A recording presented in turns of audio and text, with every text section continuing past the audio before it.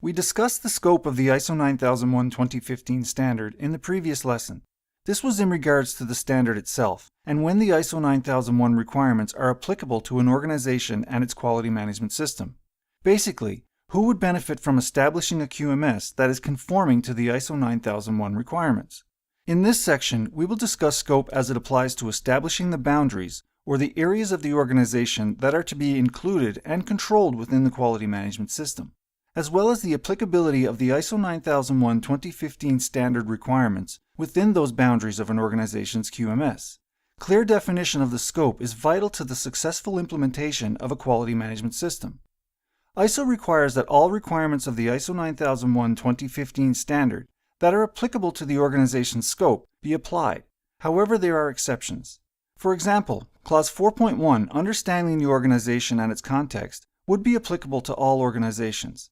However, Clause 8.3, Design and Development of Products and Services, which we will discuss in Lesson 8, may not apply if the organization does not perform design and development activities as part of their business process. Obviously then, they would not develop processes and controls for these activities. This requirement could then be justifiably excluded from the scope of the QMS. It's important to keep in mind that excluding certain requirements or sections of the standard just because it's convenient is not valid justification when it comes to certification to the ISO 9001:2015 standard. Any exclusions pertaining to requirements must have sound justification for the exclusion, as well as ensure that the exclusion does not affect the organization's ability to meet conformity to requirements or the enhancement of customer satisfaction.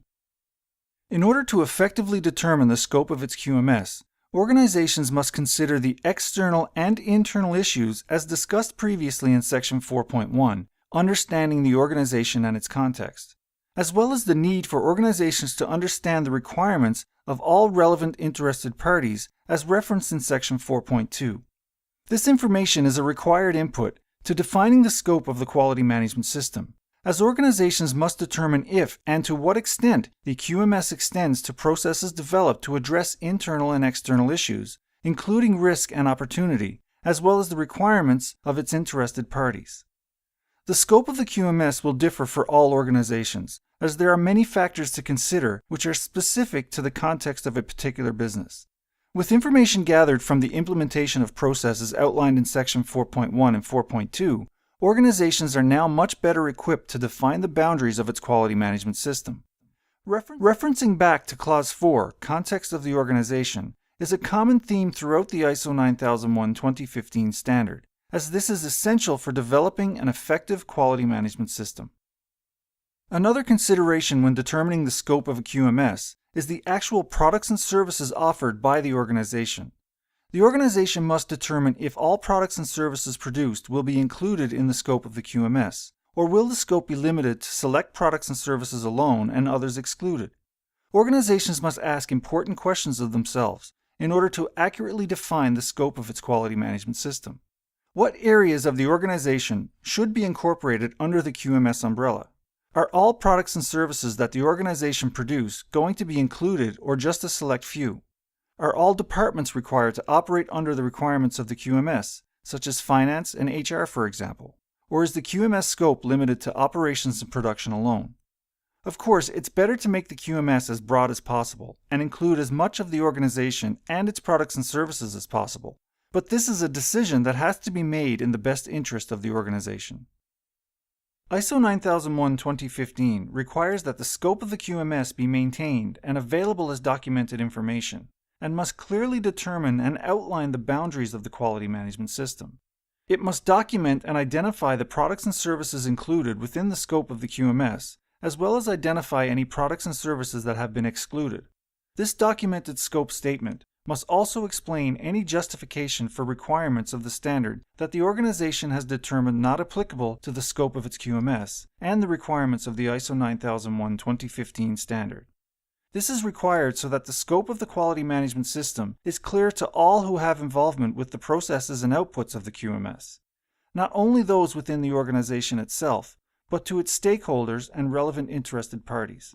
Plus, in the case of certification to the standard, it must be clear to certification auditors that the organization has adequately defined the scope of its QMS and that all applicable requirements are being met.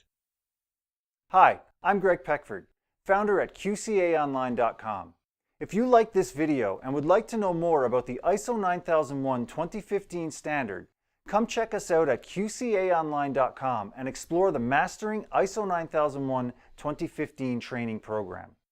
This online training program consists of 10 lesson modules containing over 60 individual video lessons, downloadable slide decks, word-for-word transcripts, and MP3 audio files. There are also lesson quizzes to aid in retention of knowledge and a certificate of completion at the end of the program to show your accomplishment and knowledge in the world's most popular and widely utilized quality management standard. If you come check us out at QCAonline.com right now, you can sign up for the Mastering ISO 9001:2015 free trial offer and take the program for a test drive with no charge or obligation to buy. That's full access to the first 4 lesson modules absolutely free. Plus you get access to me and my many years of knowledge and experience working in quality management and the ISO 9001 standard in multiple industries. There's a ton of information in these first 4 lessons, so you have nothing to lose and only knowledge to gain. Come check us out at QCAonline.com or check the link below and get your free trial of the Mastering ISO 9001:2015 online training program right now. You won't regret it. See you there.